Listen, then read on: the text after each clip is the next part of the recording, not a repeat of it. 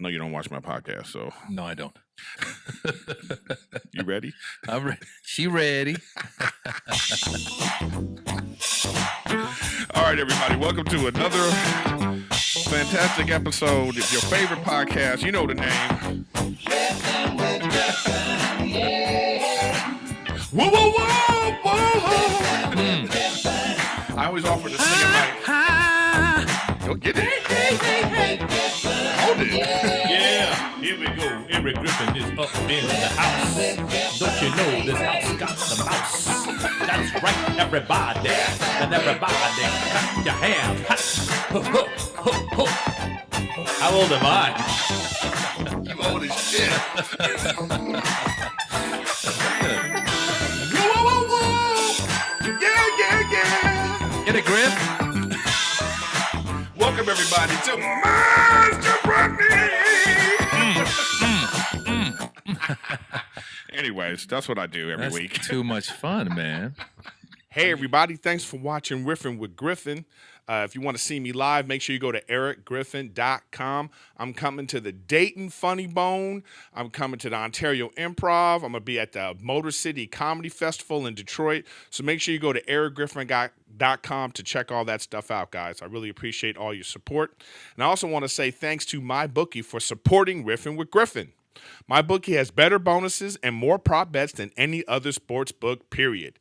This year, they're hosting the first online handicapping super contest. First place is guaranteed to win at least $100,000, and it only costs $100 to enter. Visit MyBookie online today and use the promo code Riffin when creating your account to claim your bonuses. Now, back to the podcast. I mean, you should do the whole hour like that. Well, I mean, after like 5 minutes, everybody be like, "Oh, this is cute, but okay." Yeah. Are you guys going to talk about anything? But ladies and gentlemen, welcome to the podcast. One of my good friends, known you for such a long time, instrumental in many things in my career you don't even realize, but give it up for the very funny and talented Mr. Maz Jobrani. Woohoo, yeah. You should get like one person as your live studio audience right there. He just That'd claps. be great. Like, I could just get like... Part of my Patreon is like, oh, you can come over and you can sit in my tiny little room and a live podcast. You know, there's some people that would love that. You know what? I should probably do it in my living room sometime. I'll be like, if you're like a gold member on my Patreon, you can you can come in my living room as I record. Bro, you have got some probably hardcore fans everybody does dying to do that. You know what's amazing? I've been getting some really nice messages from people about the podcast, but it's like we're so used to like being funny, whereas like that's what we think is the what do you call it? Is the point of why people listen, right? Right. But actually, the things that they mention have nothing to do with being funny. Well, podcast, first of all, you don't know how you affect other people. That's what I'm saying. They come up to you at a show or something and they go, whatever, I was down, I was, sick, whatever it is, you helped me through it. But also, podcasts, I think, have helped this renaissance of comedy. I know, making us stay relevant. But also like you're finding fans of yours that are interested in what you have to say, and then they come into your live show. And you know what I'm saying? Yeah. But I know what you're saying about how you touch people's lives because like I've been talking a lot on stage about like, I'm dealing with my mom and the dementia. Right. And it's amazing how many people come up to me and just like, oh, you're talking about my mom. Oh, this is what I did. And then they give me some information. It's like this personal conversation you're having with people. And so, it's pretty cool. I just think the whole podcasting thing is like, all right, we'll see where it goes. Well, I think we are hyper. Do I sound a little echoey to you? Am I okay? It's fine. It's going to be fine. Okay, it's just because of but we're good. Don't worry about it. But I think that you just like, I think we over scrutinize what we're saying sometimes. And we go, I don't know if that's funny. I don't know if this is right. I don't know if this is appropriate. But then once you just start talking, because ultimately it's about having a point of view, right? Yeah. And you have a point of view.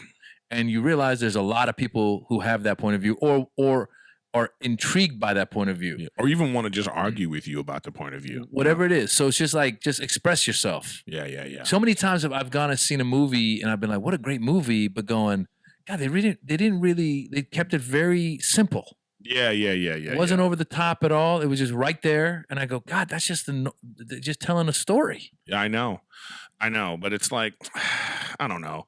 I mean, it's like we've been in the business so long. watching it transform into something else has just been like, that's the fun part, right? That's why we keep doing it. Because why else would we keep doing it? Well, you got to adapt no matter what. I think, but somebody was asking me the other day, they go, you've written a book, you've done stand-up, you've done movies, blah, blah, blah, blah. Like, how do you go between all of them? I go, it's just all storytelling. Yeah, basically. It's all storytelling. And a lot of times you're repeating a lot of the stories, or you have new stories in your life that you bring to whatever it is.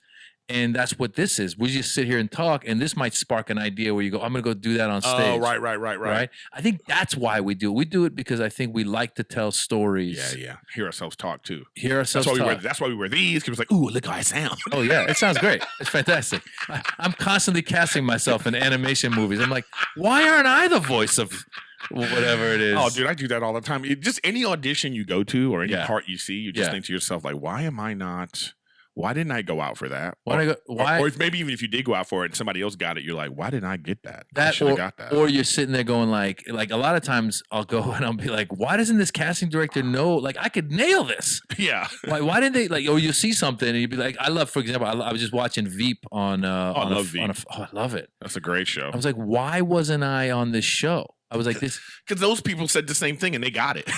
By the way, I also checked myself. I go, I would not ever say that I'd be better than it because they're all so great in those parts. So good. So I'm like, everybody nails a part. So I'm going God, I just wish they could have written one other part. Yeah. Just one other guy. I know. Whatever he is, he's the water delivery guy. Yeah. That's all. So you've been, I know it does sound like we're echoing or something. Yeah. No, I'm not sure if it's I don't know but it's going to be fine. I trust you. Okay, good. Yeah, it's going to be fine.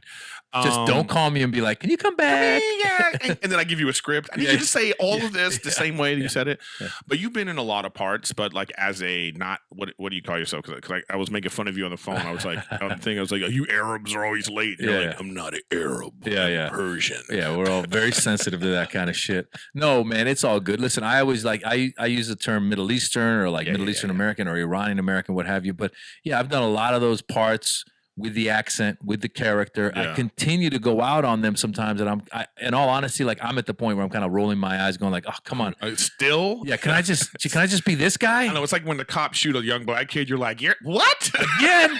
I thought this was a thing we stopped. You're like, this is kind of a cliche. Yeah, it's a cliche. You need to shoot a young white dude just to break the stereotype. It would just be funny if somebody said it. They got really another. Come on. No, but yeah. So you were doing those. But you know what? Just real quick, what in your words? What is the difference between why is there a distinction in your words between if you call it Arab, Middle Eastern? Yeah, I'll give you it all. Give it to me. So it's just it's a ethnic background. So Arabs are that encompasses certain countries in the Middle East. So the Arabs are the Saudis and you've got your Qataris and your these are the Gulf Arabs, the Emiratis. That's all the Gulf Arabs, and you've got your African Arabs, which is the Egyptians and the Tunisians. It's still considered Arab. Yeah, because there's now even within those countries, there's Arabs, and then there's the Berbers. For example, Morocco has the Berbers that aren't the Arabs, or if you talk to if you put your hand on this side, then you can, no, I'm good. Are you good? Okay, yeah. just making sure. Or you got the Lebanese. If you say I said this to this lady, I was doing a show, and I was like, "Yo, Lebanese, you guys are Arab." She's like, "We are not Arab. We're Lebanese." So they come from Phoenician. I mean, there's all kinds of if you go down the line. Now, Iranians, the word Iran actually comes from the word Aryan. Iranians are from we're evolved from the Caucasus Mountains. We're the original Aryans. We're the white people of that. We're white people. We are the original white people. And it's funny because that's why you guys are so bougie. We are very bougie. No, I did a whole bit about it in my stand-up years ago, and somebody emailed me going well, the word Aryan carries a lot of negative connotations. I go, I know, I'm just talking about if you trace it back thousands and thousands of years, that's where we're from. And then Iranians, the original or one of the original religions of Iran was Zoroastrianism, which is the first monotheistic religion, and it was not Islam. So then the Arabs invaded Iran, and Islam came to Iran in the 1500s, 1400s, whatever. So then when you say, then it's only people from Iran that don't like being called Arab.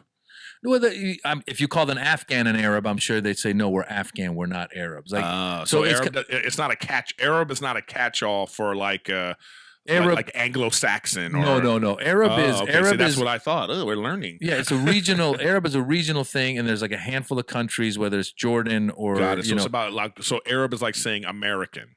Kind of like that, but also within the Arabs, they have different countries, and they have also their own. Like again, like Lebanese would be like, well, no, the Saudis are the real Arabs. We're not, like, because they're Gulf Arabs. So basically, when you say Arab, though, like in America, now let's go to America. When a lot of Iranians would be like, but why are you like defending the Muslim Arabs? And I'm like, because if you go to airport.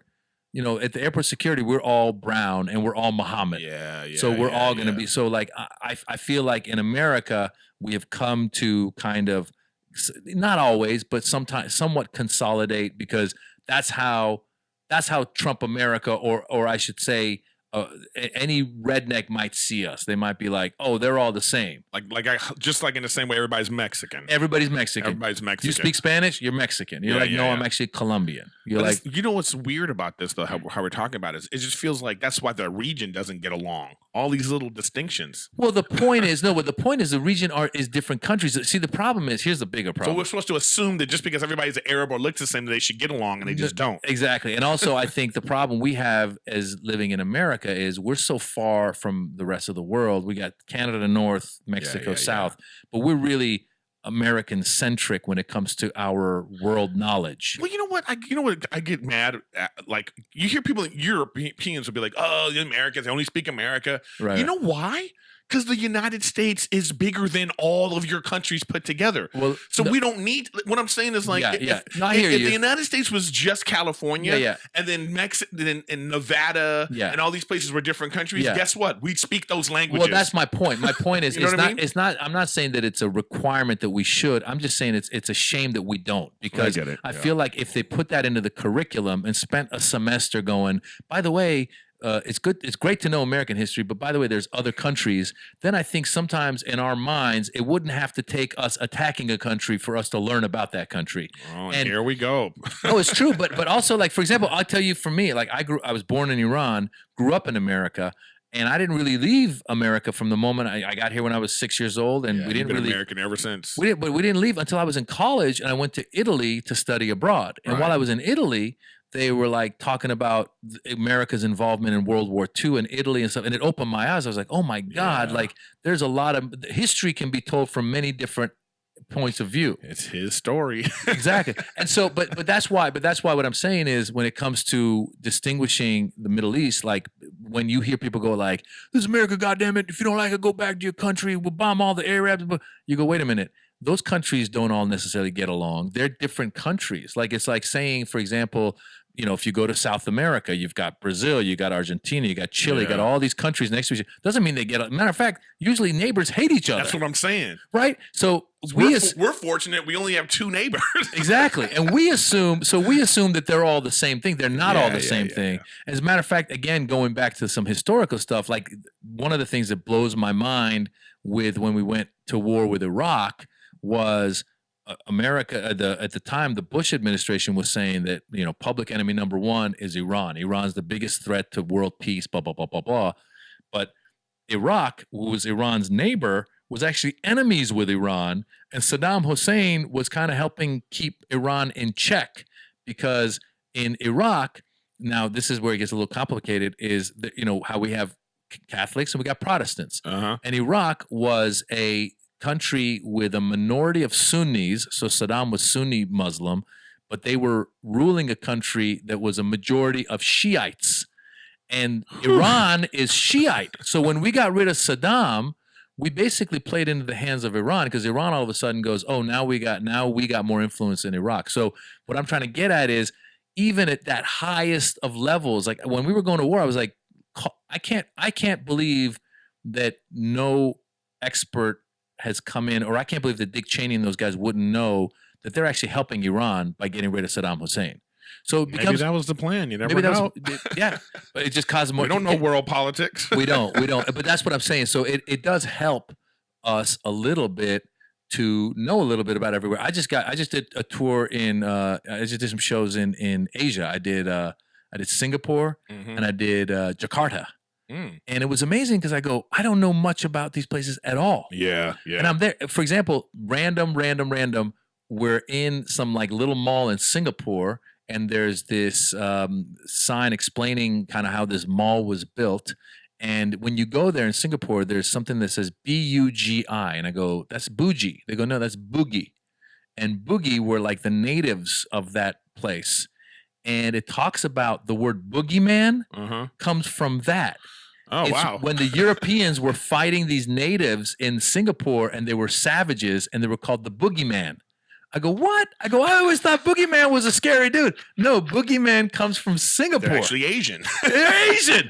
I mean, that's what I'm saying. It just blows my mind that I'm like, wow. Okay, so bringing this back full circle, it's Yeah. like, so here you are, like in Hollywood. You started at the Comedy Store. Yeah. You were one of those guys. You, Ahmed, what was the other guy? Aaron? And Aaron. You Yeah. guys were all around that same time. Yeah. So what happened was, first of all, I remember you and I met years ago before you had kind of taken a little sabbatical. We met. We were performing at a strip club. Oh my God! I think that's the first time I met you. Remember when there was no microphone? There was no microphone. The microphone goes out. Yeah. So that was when I was taking the Judy Carter stand-up comedy class, Oh. and she had said like, go and perform as much as you can. Yeah, anywhere. Anywhere. So this dude, Bobby Pollock. Bobby Pollock, the dude that can get a show anywhere. Yeah. It'll last like 3 shows, and Yeah. then those people figure out they're getting. I remember he had a show at a rib joint I believe it. on Sunset. Yeah. and he got the owner to give the comics free ribs. Hilarious. That lasted two nights of that 2 show. nights, And then yeah. the guy figured out like, I'm just giving away free food. Yeah. So Bobby had that room. So somehow I'd found out about it. And the idea was you get $5 for every audience member you bring. And it was one of the first times I was actually doing my set in front of an audience. So I was- Really? yeah, because I was nervous. So I was like, listen, I told a handful of friends, I go, listen, don't tell anybody. But of course they told everybody. Yeah. So I had 31 people show up. Oh, good for you. And that night there was like 35 total audience members. right. So And then it was like stripper comic, which is ridiculous. well, no, what happened was, if you recall, first of all, because I'd brought so many people, Bobby put me up last. So all my friends had to watch all this shitty comedy. No offense, but we were It was all shitty. shitty. It was And, shitty. and at one point, so it was all stand And up. terrible strippers. Well, what happened was when I got there, he goes, listen, I got some good news, bad news. Good news is show is on. Bad news is the owners of the club sold the club last night, and they took the mic. I go, wait a minute. Why would a strip club owner, the only thing it took was the mic? Yeah. What is that? That's how expensive that mic was, I guess. So he said, but the show must go on. So It's we just go. bitter. And I'm taking my mic. I'm taking my mic. Mic drop. No, I'm taking the mic with me. But what was funny was there was a guy named Jeremy. I forget his last name. Jeremy something. He was another guy who he kind of reminded me a little bit of Elliot Gold or something. I know who you're talking about. Yes. Well, Jeremy, it'll come whatever to his last me. name is. Yeah. So he was. So if you recall, it wasn't strip club comedian. Stripper comedian. It was. I thought it was. No, it was side room in a strip club. Strippers are stripping in the main room. We're in the side room. We're doing our show without a mic. Jeremy's on stage at a certain point. Like gangbanger looking dude walks in with a stripper because like he was like, let's go talk. So he Yeah, brought yeah, her to yeah. there. So he's sitting there talking to her in the middle of Jeremy's set. And Jeremy was like, hey, excuse me, I'm doing a show up here. And the guy was like, well, keep doing it then, or whatever it was. He was very threatening. And everybody looked around like, are we about to get shot? And it was like a disaster. Ah, the good old days of comedy. The huh? good old days, bro. Is And it that was- the first time we met? That is wow. that's the first time we met. And it was funny because I got paid $155 that night. Oh, you I bastard. brought 31 people. But the funny thing is, some of the people that came to my show that night have never come back to another show because I think they had such a bad experience. Yeah, but those are the days when you had to invite people. You did a lot of bringer shows were bringer and stuff like shows. that. I used Yeah. to hate those. Yeah, so those were bringers. And then so what happens is then I become a regular at the Comedy Store. And when I become a regular at the Comedy Store, I was her only Middle Eastern comedian on the bill. So she'd be putting me up late, and I'd be going up. And I was a relatively clean comedian and like trying to do some political stuff, but I'd be following like Joe Diaz, Brian Holtzman. Right. I don't care who it is. Like that's where I bonded with Joe Diaz the most. I was like, why did she put me up now? He's like, bro, she's got plans for you, bro. You know. Mitzi's got plans. I'm like, I don't know what those plans are, but I'm following. Sucker. Yeah, cocksucker. I'm following Eddie Griffin at 145. Yeah. I mean, so after he just did 45 minutes. 45 minutes. How about an hour and 45? 15-minute set. Oh, it's crazy. Yeah. So back then, so that was that. And then at the time, my closest buddies were like Sam Tripoli, Brett Ernst, and I was trying to help get those guys in because I was in now and I'm trying to get them in a little bit. This is interesting. And then I get a call from Duncan Trussell, who was the booker at the club at the time. Which is crazy. And he goes, listen, Mitzi just was watching CNN and there was the latest uprising with the Palestinians against the Israelis. This was in the year 2000. And he goes, she feels like there's going to be a need for a positive voice of Muslims and Arabs and Middle Easterners. Wow, she knew. In the near future. Yeah. This is before September 11th. Yeah. And she goes, she wants to put together a show the same way she used to do like Black Night and Latino Night. She goes, she wants to do a Middle Eastern night. He goes, do you know any other Middle Eastern comedians? And at the time, she had seen Ahmed because Ahmed was doing Dublin's with Jay Davis. Right. And this was right after they used to do Q's Billiard because that's really where I met Jay and Ahmed. Right. So then when Q's to Dublin's, and it was so hot there that Pauly Shore told Jay Davis, why don't you bring a night to the Comedy Store? So Jay started doing Rockstar Comedy in the main room. And that's where Ahmed was performing when Mitzi saw Ahmed. So Mitzi brought Ahmed to the table. I'd met Ahmed, but still, like, she brought him to the table. I had seen Aaron Cater one time at the Haha Cafe, and I just overheard him saying, I'm Palestinian and Mormon. So when Duncan called me, he goes, do you know anybody else? I go, there's a guy named Aaron. I saw him there. Great. I like how you said it. This guy. I don't know. We were trying to put a team together. I get you. By the way, like when it comes to like black comedians, there's a bunch of them. Latinos, a bunch of them. Back then, Middle Eastern, Arab. I was about to say, you don't know there's not a lot of Arab comics until you're looking for Arab comics. Absolutely. I was like, who do we have? We had nobody. So then that's when I was like, I called up Sam Tripoli. I go, listen, your last name is Tripoli. Tripoli is the capital of Libya. Yeah, you got to be something, right? I go, are you Libyan? He goes, well, I'm half Armenian. I go, I think that might work. I call up Duncan. And Duncan was friends with Tripoli too. And Tripoli had auditioned in front of Mitzi a few times and not gotten in. Oh, shit. But when she found out that he's half Armenian, in, and all he had to do was like just do a couple of being hairy jokes at the top of your set, and then do your rest of your set. Right. So we got him in that way, and then she put this show together and called it the Arabian Nights, and it was anybody who was Middle Easterner or Arab, or brown. So she had a guy, this Indian dude, showed up out of nowhere. That was on the show, and I'm like, that's not really Middle Eastern, but fine, we'll take him. And then he had Lemaire was this girl who would do like she would do like a funny belly dance. White girl doing belly dance? It was a crazy shit. And I remember having a conversation with Ahmed at the beginning, going, "Who is going to come see our show? Like, there's no audience for us." Right. And they were like, "No, let's go for it." So we all reached out to like the Persian student group, Arab student group, Muslim student group, Pakistan, you name it. We were calling UCLA, USC. And I'm sure they showed up. Bro, first time we did the show, Mitzi put us in the main room. Now, our comp list was like 150 people. Still, though. But it was full. Still, though. And I was like, holy shit. And then I was like, those motherfuckers show up for you guys. But here's the problem, though. The problem is, again, going back to what we're saying, all the other communities got, like, show 2, you could have a whole new lineup. We couldn't. We were like, we're the same guys. So they're coming back 6 months later, and we're doing the same shit. I'm like, oh, man. Yeah, but that still goes on. Yeah, I know. But it built. They still show up. It built. Yeah, it built. And and then actually it was funny because then also with Brett Ernst, who was another guy we were running with that had nothing to do with the Middle Eastern side, but I was trying to help get Brett in. We were all trying to get him in. And one night, Mitzi had some show main room show she put us all on. And Brett was on there too. I'm sorry. Yeah, Brett was supposed to be on. I think it was Jay Davis's night or something, so he could book people from outside. So then Mitzi's there, and Mitzi was watching me closely. Like she would like to watch me. Like she was very nice to me. And I was like, whatever. I was like, few down the line. I wasn't supposed to go up yet. And someone comes over and they go, "Hey, Maz, Mitzi wants you to go up next." And I go, "Oh man, I really wanted her to see Brett." I go, "I'll tell you what. Tell her you can't find me." So Brett can go up. So so then he goes back, can't find it. So Brett went up, had a great set, and became a regular. Boom. I was like, that's fantastic. And then I went up and good for you, man. Yeah, man. That's what you got to do. That's what I love to hear that, because it's like, see, at the time, I should have been with you guys. Yeah, you left for a while. Yeah, I left for a long while. Yeah. But that's the time. It was like, Ahmed had me over at, like I said, we were at the Q's Billiard in Pasadena. Yeah. And then it was like, but then right when the Dublin's thing started, I was out. And then I came back in right when the Dublin's thing ended. Right. Like him and Jay had a thing, whatever happened, and that just broke that. So so that's when I got back into it. Yeah. And so then it wasn't till, like I don't remember. I don't even remember.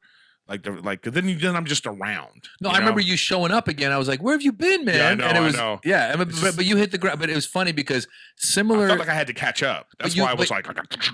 But that's why you came in so fast and so hard, because it was similar to like when I wanted to do stand up when I was a kid. And I saw Eddie Murphy.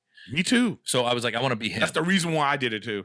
And so having immigrant parents, I would tell them I want to do this, and they would say, hell no. After you go to law school, be a lawyer. Yeah. And so what was funny was in high school, I tried to do a little bit and I chickened out. Then in college, I did a little bit and I didn't know what to do with it. So I was in my early 20s and I just let it go because I was like, I got to go move on with my life and do what yeah. And then so it wasn't until I was 26 when I got into that stand-up comedy class. But because I'd been doing plays, I was confident being on stage, and I had so much built up.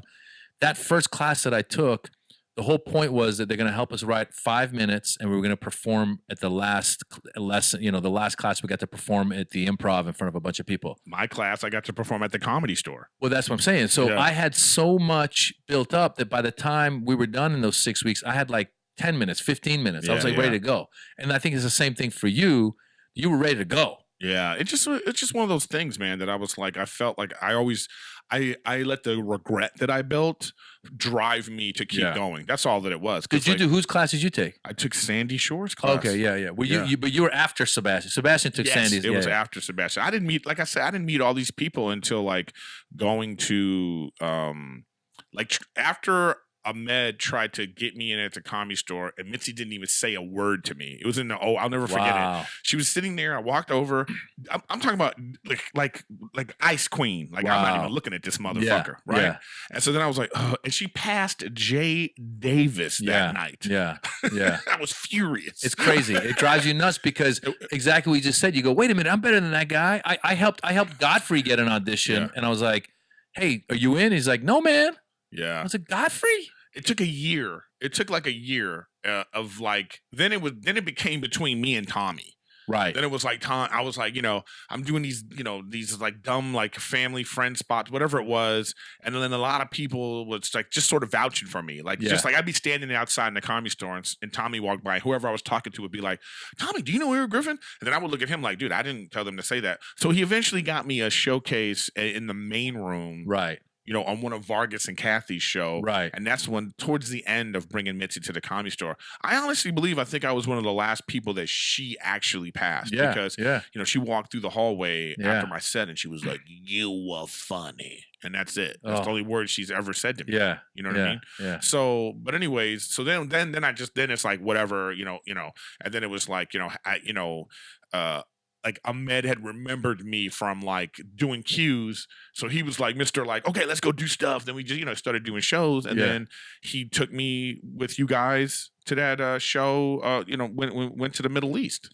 Yeah. So that happened. So that was like, that's like over 10 years ago. It's crazy, dude. It's funny because all those years to me seem like so many years. But I remember like, again, like when we first started at the store, it was me, Brett, Sebastian, and Sam were hanging together. Yeah, that was the crew. That was a crew. And I remember it was a New Year. We went like on New Year's Eve, we all went to some party and Brett's, I guess, ex-girlfriend, Denise had a picture and she put like this thing that said, the 4 horsemen or whatever, the apocalypse. And so we all got that picture and we were all in it, but it feels like it was a lot more time spent, but it was probably like a year or two time period, but we were there every night. Yeah. And then Al Madrigal comes through and that Steve. struggle of trying to do it though, you really bond with the people that are going through the same thing as you. You bond. I remember with Sebastian one time, I was like, listen, bro, there's a gig in Laguna Niguel or something. I go, we go down there, we get 15 minutes, which was like, we get to do a lot of time. Yeah, you're doing an hour special. Yeah, and they're going to give us a salmon dinner. He's like, I'm in. So we're driving, and he's driving and I'm in the car, and like some car like almost like sideswiped us. We almost like got killed like on the way down. Like I almost got a bullshit gig. The bullshit gig. Yeah. Can you believe? So we went through so much shit with that, and then what happens is Mitzi puts us together with me, Ahmed, and the guys, and then eventually me, Ahmed, and Aaron realized, look, the only real Middle Easterners in this group are the three of us, and our comedy plays to a specific audience. And then 9/11. Well, before 9/11, you guys. What I'm saying, you guys, because I want you to. I want you to talk about building up to like this is all happening. Yeah. But then I'd like you to talk about how 9/11 actually propelled you guys into like everything that happened. Well, it's interesting because so what happened was 99 is when I started, and I think Ahmed was doing it around then, or maybe even before. Aaron probably around the same time. And we were all talking about being our backgrounds. It wasn't like Osama bin Laden wasn't around. He was around, or terrorism had been around. Iran, listen, dude, I've been dealing with this shit since I landed. I landed in 78, and then the hostage crisis happened in 80, and then it was just on and on from there. Iran-Contra, not without my daughter. Yeah, right. I mean, it's been ongoing. Uh-huh. So when I started, I would talk about my Iranian this, Iranian that, blah, blah, blah, blah, whatever my parents are. And as a matter of fact, it's evolved now to being like immigrant this, immigrant that, because I realize how much we all have in common. Yeah. But I'm doing all that.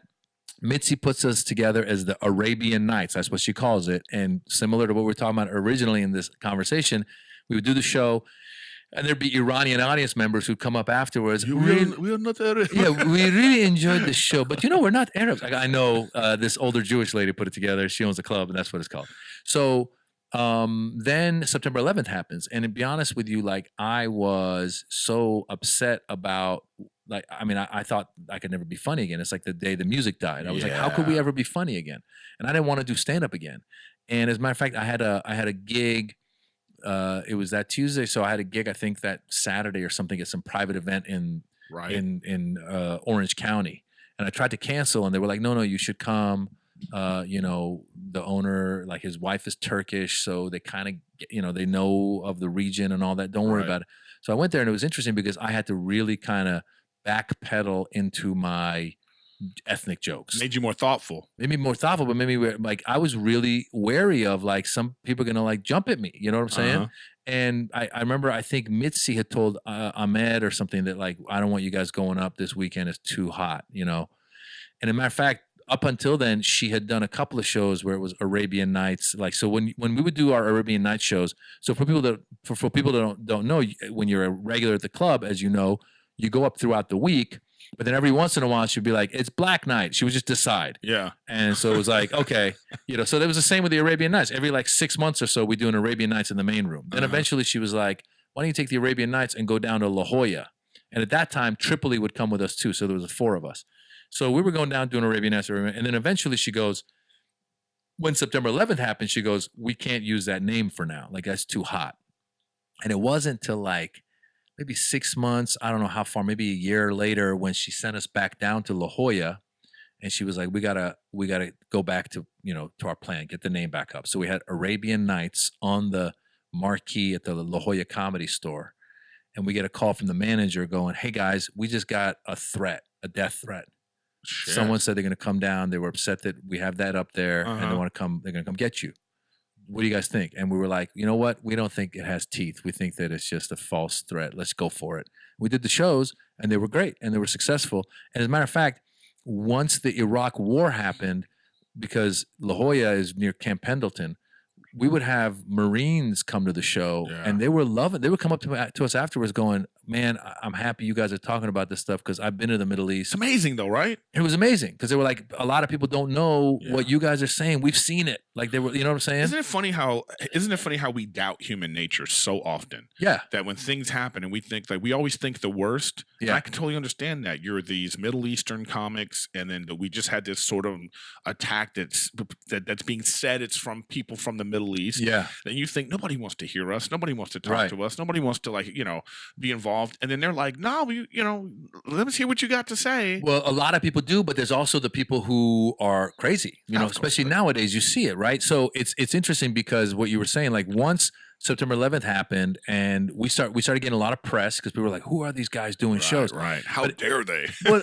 how dare they? But also, like on the other side, going like, "What's going on?" Like, who are they? Were curious. And what's interesting is, I think some people thought that like, "Oh, we were taking advantage. Like, we just got into the game." There was actually a couple of dudes, like a journalist, who decided to try stand up after September 11th, who was like of Arab descent. And I was like, no, that's not us. I go, we're comedians who were doing comedy before. Oh, right.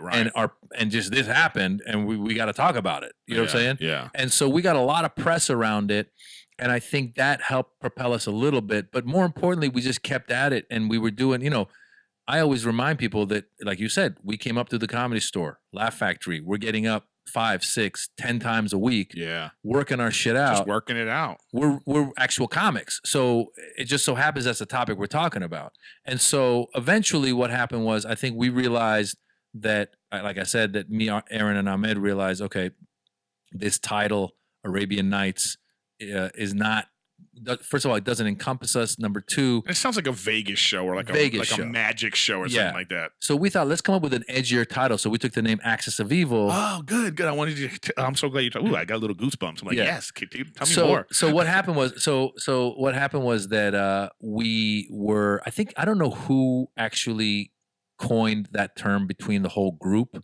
I vaguely remember doing. We did like some kind of a stand-up comedy showcase. So Fox was looking to find a person from that part of the world to maybe try and develop something with. And I think all of this goes back to, if I'm not mistaken, whatever the year was, 2003, 2004, whatever it was, Omid Jalili, who's an Iranian British comedian, he had gone to Montreal, done great. He's great. He's great. He's hilarious. He's the guy from The Mummy. The guy from The Mummy. He's in The Gladiator. Yes. He's a great actor. He's in a lot of stuff. Great actor. And he's very funny. And so he had gone to Montreal, and he'd killed it and gotten some sort of deal, or like I think some of the networks were excited to get him on board. Yeah. NBC landed him, and I think they were trying to do a show with him. And then Whoopi Goldberg had her own show that year, and there was a janitor. Whoopi was like running a hotel. And there's a janitor who works there who I think was Russian in the actual pilot. And then somebody thought, well, maybe Omid can play it as an Iranian dude. So Omid was cast on that show, and he had a lot of heat. So then the other networks, you know how it goes. The other networks are like, well, we gotta get one. We need our Arab. So get an Arab in here now. Yeah. So Fox put together a little showcase. I was on it. Ahmed, all the guys were on it, and there was a guy named Sean Majumdar. I don't remember him. Sean was this Indian Canadian dude who at the time was on Cedric the Entertainer Presents sketch show. Cedric had a show on Fox. I don't even remember that. Damn. Yeah. Sean was great. Kyle Dunnigan was on that show. Shit. But anyway, so they put the show together. If you kind of bend it, you can like see how I have it. No. Like pull it up like this.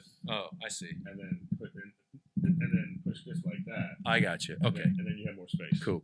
There you go. Perfect. There you go. How's that? So I think it was Sean who coined the phrase. It might have been Ahmed. I don't remember who it was, but at some point somebody said Axis of Evil. Hey, it's Axis of Evil comedy, whatever. And they stuck in our heads. But nobody did anything with it. It just kind of stood there. Yeah. And then I think Ahmed is very entrepreneurial. Yeah, he sure is. And so it's actually interesting because Ahmed was smart enough to go, hey, this is a title that something could happen with. And so I think he went and shot a special, maybe with Dean and Maysoon Zayed, who are two Palestinian comedians out of New York. I think that's who was on it. But he basically, like, they were performing somewhere in like a gym in Detroit or something. And I think that he got like a film crew to shoot it. And they called it Axis of Evil, I think. Yeah. And so this is what's interesting, because then nothing really came of it. It was just kind of sitting there. It was a title he had that I think he was like, maybe, I don't know how they were selling it or what they were doing with it. I think somebody might have bought it or something. Anyway, fast forward, me, Aaron, and Ahmed realize, all right, we're the heart of this thing. And Arabian Nights ain't going to work out. And Ahmed, going back to Ahmed being entrepreneurial, Ahmed happens to be in D.C. for some event. He goes down to the D.C. Improv. Mitch Hedberg is headlining. Oh, wow. And Ahmed asks if he can get a guest spot. Now, Mitch is part Syrian, it turns out. I didn't know this. Oh, wow. Yeah, I didn't know this. So he kind of hits it off with Ahmed. He's like, yeah, bro, go for it. So Ahmed does his guest spot, does great. So the manager goes, hey, why don't you come back? And Ahmed's like, yeah, I got this crew. It's called the Arabian Nights. We can come back. And he's like, yeah, come back and do an evening. So now DC has a big Middle Eastern population between Arabs, Persians, all that stuff. Right. And at the time, I always say it's like a waiting for Godot, in that there was an audience waiting for us. Yeah. They didn't know we existed. Yeah. But they were waiting for. They were like, "Who's our voice? They needed it. Who's our voice?" Yeah. And so Ahmed gets these guys to give us like a Tuesday night at the Improv. It's like a 250 seater, right? So we do what we've done before, which is, go to MySpace and advertise it, Yeah. find the student groups, blah, blah, blah. We go to DC and we sell it out. Not only do we sell it out, I think we do like 2 shows or something. And they're like, whoa, who are these guys? Yeah, yeah. So then we come back, like they go, let's give you another date. We get another date. Like they go, we'll give you Tuesday, Wednesday. We come back Tuesday, Wednesday. And then like, okay, how about Tuesday, Wednesday, Thursday? We keep coming back. We keep killing it. And then eventually I start talking to Ahmed and I go, listen, man, these guys got to give us a weekend, because this shit ain't like, they got to give us a weekend. Yeah. They got to allow us to up the, like we found out like they were like, I don't know, charging like whatever, 15, 20 bucks a ticket. And we're Right. like, look at our audience. They're affluent. Yeah. They'll pay more. Like we should, because we would go up there with me, Ahmed, and Aaron, and we'd be like, all right, we got to share a hotel room. Right. And we got to like, Split whatever the money is. Split the money, and I was 60-40 split or whatever it is. yeah. And I was like, listen, dude, we should be making more so that we all are, we're bringing people to this guys' club on a weeknight. Yeah. So we're totally on board with that. So get on a call with like the club managers and stuff. And they're like, oh, no. We don't feel like we should up the prices because we know this market better. I'm like, well, how about adding a second show on Thursday? No, we don't. Dude, we're about to go do a radio show on the top radio station in DC. I'm going to announce first show sold out. Let's do it. No. Finally, we're like, screw this. Now, this is 2004. And the reason I remember that is because I was on a TV show at the time on Fox. It was called Life on a Stick, which was like a hot dog on a stick. But like the TV show was about a bunch of teenagers working at a hot dog on a stick. And I was their like Middle Eastern manager. Right. And, when you're on a TV show, you get paid pretty good money. Yeah. So I told Ahmed and Aaron, I go, guys, this is what we're going to do. I said, guys, I got the money to put it up front. Let's just go as partners. Let's do it big. Let's just go for it. Let's Find a theater. Let's get a theater Yeah. and do Access to Evil. And the guys were on board. Let's do it. So I start calling. I was basically acting as like the agent. I was calling up the theaters going like, how much does it cost to rent? Blah, blah, blah. Put down the money. And it was amazing because we got the Lisner Auditorium, which seats 1,400 people. And I always tell people, I go, just do your own thing. Go for it, man. Don't wait for people to come around. And whatever you do, believe in yourself, gamble on yourself. So we put the money down. Lisner Auditorium, 1,400 people. We start getting the word out. This is going to be big. It's the first Access to Evil show. We hire it's going to be me, Ahmed, Aaron, and I think we bring in either Dean or Maysoon or both. I forget what it was. We had a rapper. We made it a big thing. Ahmed had met a rapper who we're like, this is gonna be a big night. Who was like in the Arab world or something? Yeah, there's a guy named Narsi. He's amazing. Gotcha. Iraqi Canadian. He's amazing. So we go, all right, we got to go push this, right? Because what happens is, by the way, Arabs and Middle Easterners are notorious for buying tickets last minute. Yeah. So you guys were nervous out of your fucking mind. Nervous because on that Monday of a Friday show, we have sold 700 tickets. It's great still, though. Still great, but that's half of the audience. Yeah. And I think it was 2005. And so that, because actually it was the Friday, because it was my bachelor party. And I missed my first night of my bachelor party. My buddies went to Vegas without me, and then I showed up the next night. So that Friday, by the time we went from Monday to Friday, we went from 700 tickets to 1,400 tickets, sold out. People at the door, I need tickets. We don't have them. That whole week we would spend with Ahmed, going to the clubs, meeting people. What's up? What are you guys doing? Shaking hands. What's up? Selling tickets. Sold it out. Killed it. Word gets back to the club like, what happened? We're like, yeah, motherfuckers, what happened? Yeah. Right? And so then our strategy was like, all right, we just killed it here on our own. What's our next step? I go, all right. Find all the Arab communities around the country. And any community that has Arabs, Iranians. So you went to Michigan. No, before me, let me tell you. So the next step was I go, listen, guys, I'm from Marin County, Northern California, Bay Area. I go, I think we can, I got enough contacts there. We can get some shit done. So I hit up my contacts in Marin. Aaron's hitting up like the Palestinians in the Bay Area. Ahmed's hitting up his group. Yeah. We get 1,000-seater in San Francisco. Boom, sold it out. Boom. Right now, word starts getting back. The only person who at the time had a manager was Aaron with Abby Levitin, right? And word starts getting back to his manager, the people, my agents and stuff, that we're just doing, because people are like, who are their promoters? Live Nation? No, they're doing it themselves. So they don't like that. They don't like that. Hollywood don't like that. Everybody wants a piece. And so word gets back. And so it's crazy because at the time, what you were talking about, the Arab thing. So, because we were like, what's our next stop? We go Dearborn, Michigan, where all the Arabs are. Yeah. Come to find out, the Arabs there were so Arab that they weren't into us. How Arab were they? They were not into a stand-up group that's doing it all in English. Like if we were like an Egyptian singer or something. If you speak Arabic, they would have loved it. So again, we got like a 1,400 seater, but in Dearborn, we only were able to sell 700 seats. Like we couldn't, we didn't do as well as we did we were doing much better in cosmopolitan areas. Got you. So word gets back, and then between managers, agents, they start setting meetings up. And so Levity decides they want to shoot the special.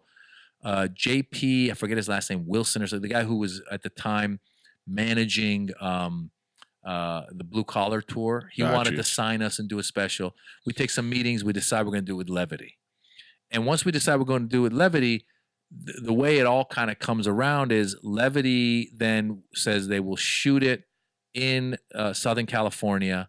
And I think it was basically shot and I think end of 2006, and it came out 2007. They sold it to Comedy Central.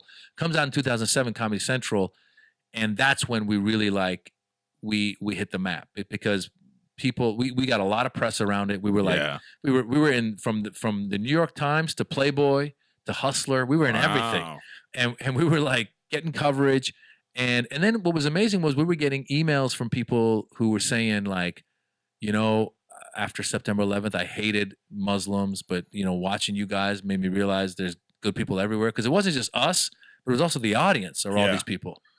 And so that really helped us. And at the same time, YouTube was just starting to take off. So people were taking our clips and email. Back then, remember, they would email it, and you would see everyone's email address. Yeah. So I would see my own clips coming back at me like several times. I'm like, what is going on? And that's when suddenly, because before that, the only people that knew me were people that had seen Friday After Next. They knew me as Moley from Friday After Next. Right. Suddenly I'm being known as Maz Jobrani because of my clips. And again, to Ahmed's credit, he had met somebody, this guy named Jamil Abu Warda out of the Middle East, who Jamil is another guy who's entrepreneurial. And he told Ahmed, why don't you guys bring this to the Middle East? I think it's going to be big. And so that's when... Understatement. So end of 2007. So our special came out on Comedy Central 2007 in the spring. Then we did a U.S. tour. And then we were able to take that and go to the Middle East end of 2007, do a tour there. And it was the first time there was a group of American comedians, even though we're of Middle Eastern descent, we're Americans, who had success in America, who were coming to the Middle East to perform for the people of the Middle East. Right. And that got crazy because we went there and we did like 27 sold out shows in 30 days in 5 countries. Yeah. And we went, I said, I feel like and the money was dumb. The money was dumb. And we became, I always say like flying over the Atlantic, we turned into the Beatles because dude, I was just going to say my experience. Okay. So you're doing all those. And I guess the second time around is when you started to bring people. Yeah. So what happened was, throughout, I think it's known now, like Ahmed and Aaron were always button heads. There was always some conflict going on. And I was always trying to play Kofi Annan. But eventually in the end of 2007, so we toured. Oh, that's right. I'm sorry to cut in. But that's right. So you guys were going as Axis of Evil. And then so at the breakup of Axis of Evil, you guys decided to go from the guys that brought you Axis of Evil. Exactly. So again, going back to like what we had to deal with was like, okay, so we're all owners. Like it's a band, right? So when you have a band and you're all partners, you can't just say, see you later, we're going to use the name. Yeah. So we had to find a creative way. So Ahmed and I would take from the guys who brought you Axis of Evil and give it some name like, Maz Ahmed and Friends or Ahmed Maz, whatever it is. Yeah. And we started bringing people that we thought were going to be able to translate in the region. Because you can't bring just anybody. You can't, for real. If you bring somebody who's like doing jokes about like, the 405 and the 101. you know, the Arabs are gonna be like, what? Yeah. What is photo 5? What is it? So you got to have people that translate. So we started bringing, I think we, like the guys that we brought on and like you said, it was the beginning of what now 12 years later, you go to the Middle East and every country's got its own comedy scene. Yeah, it's crazy. But it was the beginning of that. So when we would show up, it was like Major League Baseball show, or whenever NBA showed up. Like they were like, holy shit, these guys are huge. But not only were we huge, but we were all good comics and bringing other good comics. It wasn't I'm saying that first time around, that first tour when you went to those 27 Arab cities. Oh yeah. Or just Middle Eastern cities. Yeah. And you guys, like you were trying, I didn't mean to cut you off, but yeah, you definitely were like the reverse of the Beatles. You were, because I witnessed it myself just on this, when it wasn't that. And I was like, this is incredible. Well, yeah, response. It was crazy because when we landed in Dubai, they're like, oh, we're going to have a press conference. I'm like, who's coming to our press conference? And we go to this rooftop and there's like 20 different news outlets. You know, question, how is it like being in America as a Middle East, how a Muslim, blah, blah, blah, blah, blah. We're holy shit. And then like you said, people are recognizing us, stopping us, taking pictures. Yeah. And that's when, and we're selling out. I mean, like Dubai was crazy. Like we did like 10 shows at like 450 seat theaters. And then at the end, we did like a 2,000 seat outdoor show. Wow. I mean, it was crazy. And then people are, not only that, what you guys need to understand is people are over there paying like Chris Rock don't even get it depends that amount of money per ticket. I'm saying the way you guys were over there with those people. Well, it depends what country you were in. Like Dubai at the time, it was before the crash, so there was a lot of money. Yeah. But then when we go to Cairo, Egypt is poor. Yeah. So they'd be like, "Oh, I can only get $7 a ticket," but you still have 1,500, 2,000 people showing up. Yeah. Anyway, so then we have to figure out, okay, who can we bring that's going to translate? So we started bringing you, Sebastian, Angelo Sarukis. Dean Edwards, Ted Alexandro. Yeah. I'm trying to think who else. There was a handful of Bobby guys. Lee. Bobby Lee came on the so then Ahmed went back. So Ahmed then again being good at this stuff, like he really took it to the next level and did a whole documentary, right? Yeah. Just like us. And so I think he then was like, I'm going to bring Whitney Cummings, Tom Papa, Bobby Lee. He went to the next level with it. I was just coming like I didn't take the producing angle as much from that as I was like, I'll go out and perform and bring the guys and we'll go have a good time. And it was great. I think the time was great. We were all making pretty good money doing it. Well, I remember that first time I went with you guys, it was like in Beirut, and I'm sitting here in this theater, like seeing all these people, and I'm like, what is happening right now? Yeah. You know what I mean? At the time too, I was like, you know, I just was like, what is Ahmed and Maz? Yeah. You know what I mean? Yeah. And then like we're sitting in like a hour-long line of people taking pictures and wanting stuff. It was like, I'm sure the merch and all that stuff was just, it really is an incredible thing to watch people, how much they really adored you guys. Well, it goes back to, I think part of it is you realize like how when we demonize other people, you go, wait a minute, everyone really is similar around the world. They just want to laugh. They want to like, you know, feed their family. They want a job. That's what they want. Right. So and by the way, YouTube helped a lot because then people have seen these clips. Yeah, I mean, even like over there, like the King of Jordan saw our special, invited us to the palace. Oh, wow. And he was like, he told us, he goes, I ride Harleys in California in the summer. And one of the Harley dudes handed me the DVD. I watched it. I loved it. I invited you guys. He came to our show. I mean, so, you know, people were finding us. And also the rest of the world, a lot of these countries, you know, there is an educated class that's learning English, understands English, and knows English well enough to understand the jokes. Yeah. And so you can go to places like Beirut and Cairo and Kuwait and do shows, and people are going to show up. Yeah, well, being in Egypt, I never forget that. I'm about to go on stage, and I have these like jokes about like, you know, and I remember saying to Ahmed, I was like, "Are you sure you want me to do these jokes?" And he was like, "Don't, just do it. It's gonna be great." Yeah. And it was just like, I was like, "Oh, I felt like a superstar out there." Bro, I'll tell you, it's interesting because I just, having just done Jakarta for the first time ever. It's Indonesia. I'd never even been there before, and they speak a different language. Did you do that with Ahmed? Did you go? No, I just went like a few weeks ago. Okay. I did a tour. I thought he was out there. He's out in Malaysia. I don't know if he's there right now, but I basically did. I did Australia, and on the way back, I did Singapore, and then I did Jakarta. And both Singapore and Jakarta, first time ever. Audience mostly Asian, you know, not even Arabs, mostly Asian. Wow. And also Jakarta, by the way, is a lot of people speak English, but most people speak Indonesian or whatever that language is. So I'm sitting there going like, are these people going to exactly what you just said? I was like, you get what I'm saying? And my opening act was a local dude who's very funny. That's the worst. So he knows the street names. Killing it. Killing it.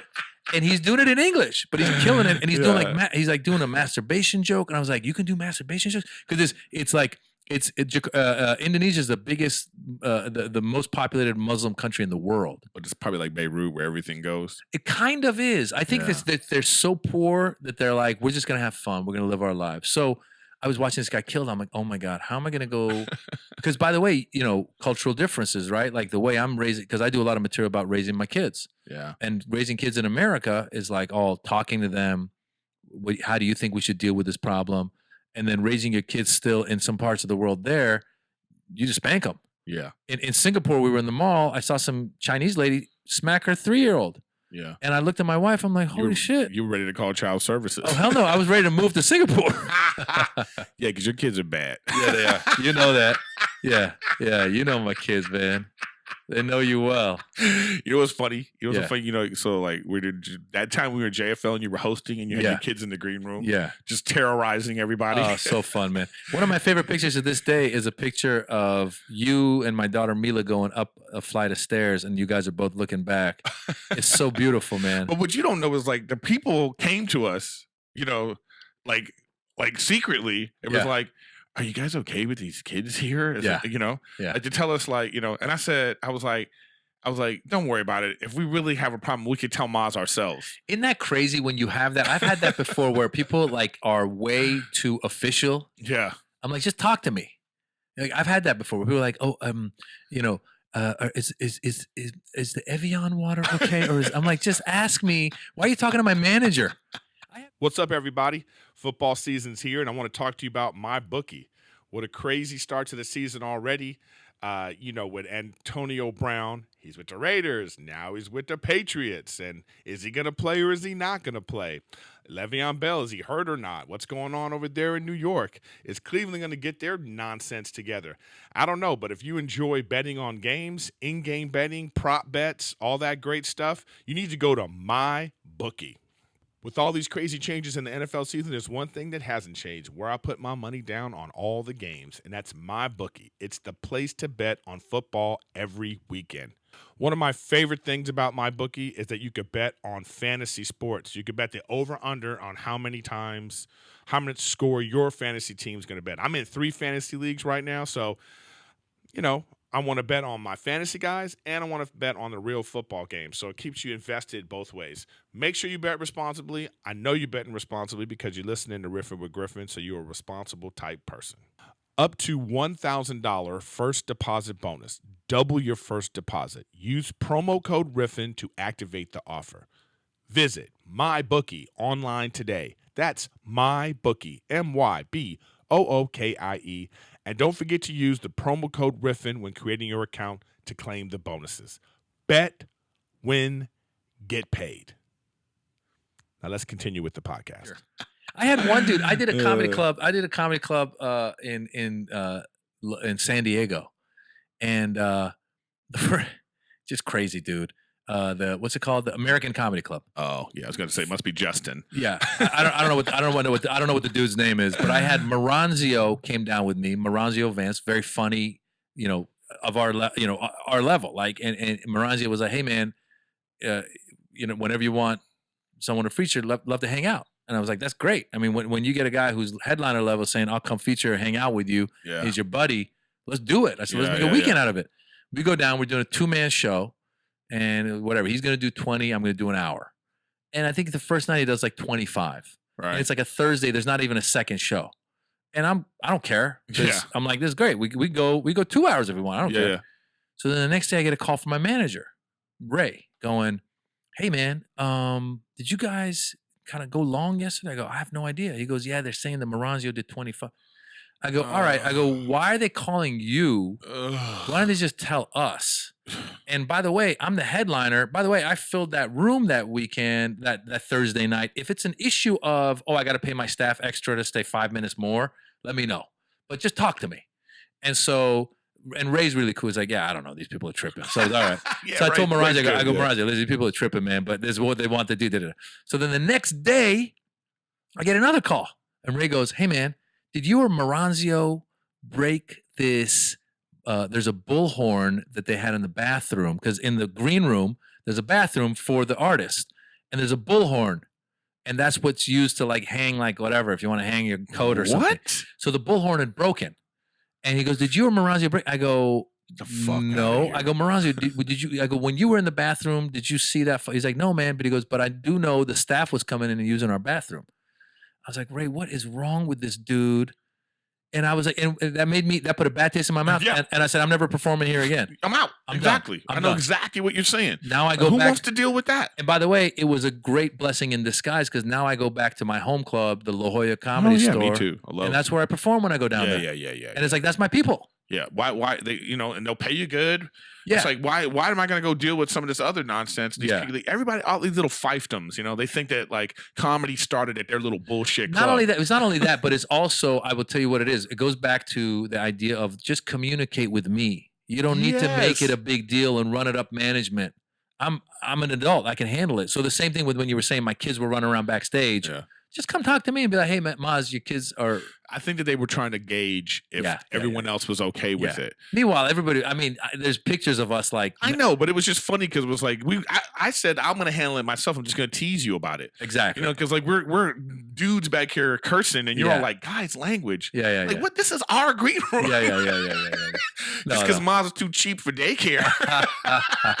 Those kids loved it, man. They felt like. Remember that time I saw your kid was out. I guess he was out with his friend's family, and we're just out on the street. Right. And then I was like, I saw him, and he was like, yeah, They love you, man. They know you. They know Angelo. We had a great time. Yeah. There's another one of my favorite pictures is when Angelo would do that whole thing of like, Eric, I'm not feeling well. Yeah. And he would like lean on me. He lean on you. And there's a picture of my kids pushing Angelo onto you. It's brilliant, man. Because Angelo's just a big, chunky dude. Yeah, we had, but anyways, going back to it, it's like, I've had some really amazing times going to the Middle East. I went on this just remember that I had to write a journal. It was so crazy. One of the funniest things to me was when you and Sebastian went to get the tour at the pyramids, and you got ripped off. Oh my God! I mean, hilarious. We're out here. We spent like $500. It was, and you guys for came a back, $35 tour. Yeah, and you guys asked the promoter, like, how much is about? And they like, maybe like you go, how much is it? How much would a tour at the pyramids cost? They're like, maybe $20. You're like, oh, we just got ripped off. We just got ripped off. It was so hilarious. But there was some great times. I'm like, when would I ever go there? I mean, I went with Ahmed and a group. He had like one of the first comedy shows in Syria. Yeah, I remember that. Going to Syria, going to Damascus, and like I got like super sick there though. But wow. But we were like, but what a beautiful city, and it's just a shame that like maybe a lot of people will never be able to see it. Absolutely. And then cut to like going to it's amazing though, because like going to Saudi Arabia 12 years ago is so different from. I just went. We just went. You just went. Different world. How different is it? Because I remember when we went back 12 years ago, it was like we had to perform at some consulate, and there was all these religious police everywhere, and it was very much like be careful what you say and all that kind of stuff. And like we only could go to certain places. Cut to we're walking through the streets now, and there's music playing, and Backstreet Boys are there. Men, women, children walking out. Yeah, I'm at a show where men and women are all sitting together, and I think they're trying to open the place up. They're trying to be the new Dubai. I think that they realized. I think what happened was they realized that they cannot count on just the oil. Yeah. They need to attract business. Yeah, because the world is moving on. The world is moving on, and places like Dubai and Doha and Abu Dhabi and those places are taking all this business. So a lot of European and American companies will set up shop in those other Gulf countries, but they won't go to Saudi Arabia because there was all this they didn't feel welcome. Yeah, and also by the way, like one of the things the guy was telling me, he goes, right now in Saudi Arabia, like women can drive. They want men, they're driving Uber and stuff. It's crazy. And if women don't want to cover themselves up, it's not as big of a deal. But he said the one thing they haven't done yet is to legalize alcohol in at least the American hotels or the Western hotels. But he said I think that is coming, because what's going to happen is, again, going back to like your Brits or whatever, like when you go to Dubai, there's a ton of Brits doing business, and they love the fact that they can go to a bar and drink and do whatever they want. So I think unless if there's some major backlash, I think that's coming as well. They realize. Pauly Shore went, right? So Pauly went, yeah. Pauly, he hits me up. He's like, buddy, why didn't you tell me you can't drink on the flight? I know. It was funny because I hung with him for a minute, and he was like, he said he went on a 15-hour flight. He was like, I couldn't have any alcohol. I know. Buddy. I was like, it's like Pauly's a mess. He told me too, man. It was funny. Yeah, it's funny. So it's like, look where the world is at. So what do you think the state of it is now? I mean, as this person, you were at the inception of like, the Arab Spring of comedy, right? Yeah. And now here you are, sometime later, you still traveling. Yeah, it's your biggest business, isn't it? It could be. I mean, I've spent overseas travel. I mean, and not just going to the Middle East, but like, well, no, So here's what you're what big I say. in overseas. Here's what I say. What I think is that it used to be like 30 some odd years ago, before you and I got into it. Like there was a time where the comedy circuit was, I'm going to Cleveland, I'm going to Toledo, I'm going to blah, blah, blah, blah. Now, not just me, but anybody can go to many places, including Australia, New Zealand. Oh, Australia's great, too. All the Scandinavian countries in Europe. I just did shows for the first time ever in France, in Paris. Wow. And I was a little worried about that because I had heard that the French, Spaniards, Italians don't speak English well enough to understand a stand-up comedy show in English. But there's enough people there. It's Paris, so it's a big city, so it's going to be cosmopolitan. Yeah. And in all honesty, I did like I did London, and I did Scandinavia, and I did Paris, and my hottest show was the Paris show. Wow. I mean, it was like rock and roll, 400 people, and they were French, and there were Tunisians, and there was Persians, and there was Lebanese, and they all got it because people are traveling, people are seeing YouTube. That's why I personally feel like, look, it's a double-edged sword, right? The social media, internet, we're getting a lot of like, extremist views and conspiracy theories, all that. But at the same time, we are getting people in oppressed places seeing how the rest of the world is living.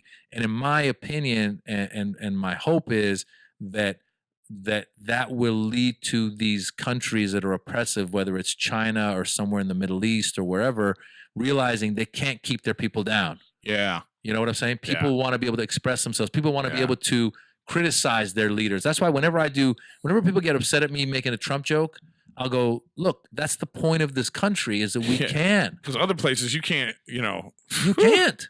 And so, appreciate that. Like, I think a lot of people, like, as somebody who was born in another country and I got my eye on Iran and I see the oppressive regime that's there, I feel like, let's not go that route. Let's not, don't tell me. I had some lady come to a show in Dallas and the shows were great. And then she sent me an email afterwards going, I was enjoying the show until you started making fun of our leader or whatever. Oh, one of those. And then she was like, the same way that you would expect respect from a child, you should give our leader respect. Ugh. So I was like, wait a minute, you are now analogizing me to a child.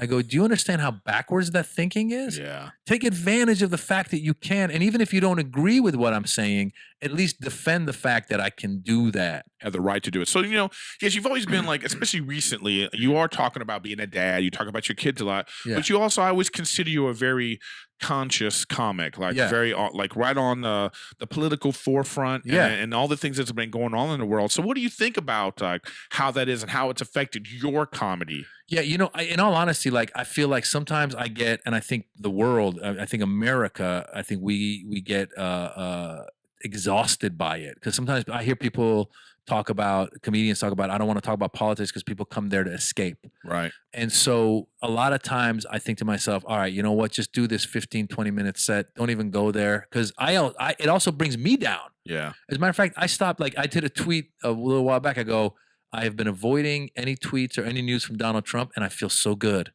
And it was true because it takes you in, you know what I'm saying? But then what'll happen is I'll be watching Colbert and I love Colbert and he'll do something, he'll mention a tweet that Trump put out and I'll go look at it, I go, he actually said that shit? And it pisses me off. So, and I have to talk about it. So if I feel like I have to talk about it, I talk about it. People tell me sometimes online, on social media, you're a comedian, stick to comedy. I go, I'm a human being. Just because you're an accountant doesn't mean you don't have political opinions. By the way, I studied political science. By the way, I like reading this stuff. I read the newspaper.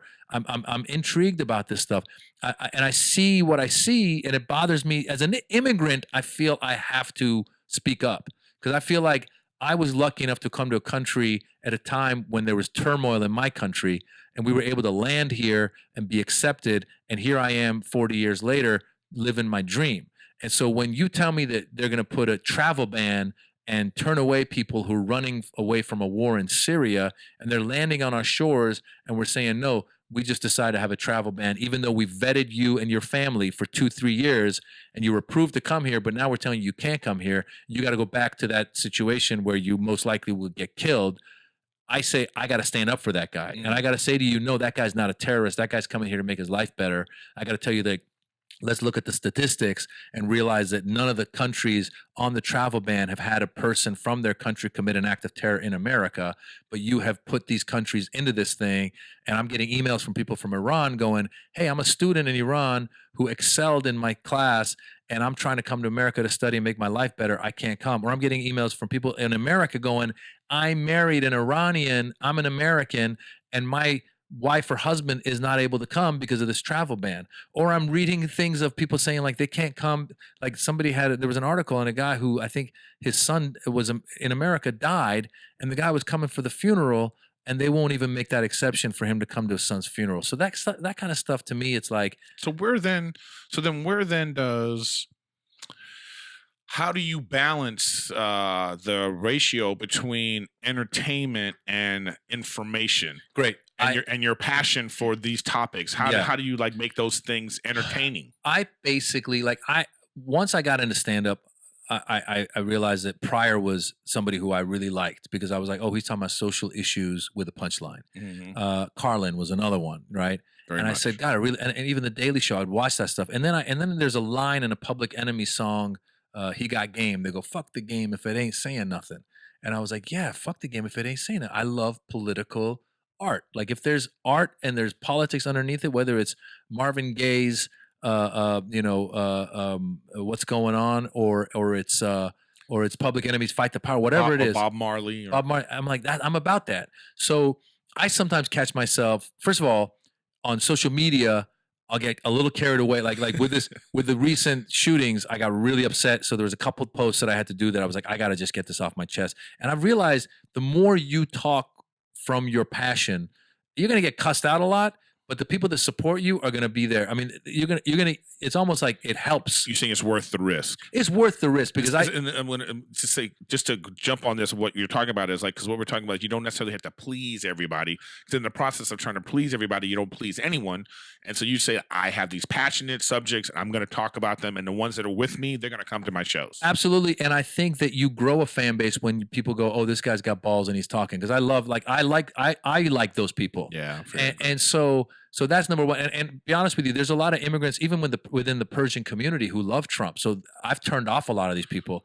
And I go, listen, that's fine. If you can't handle it, then please don't come to my show. Like I was jokingly saying. How do you keep it entertaining though? Well, hold on. Do you feel like you're doing that? No. So I was saying jokingly, like my shows I recommend for PG-14 because there's going to be some cussing and people who can handle a Trump joke because it's a joke.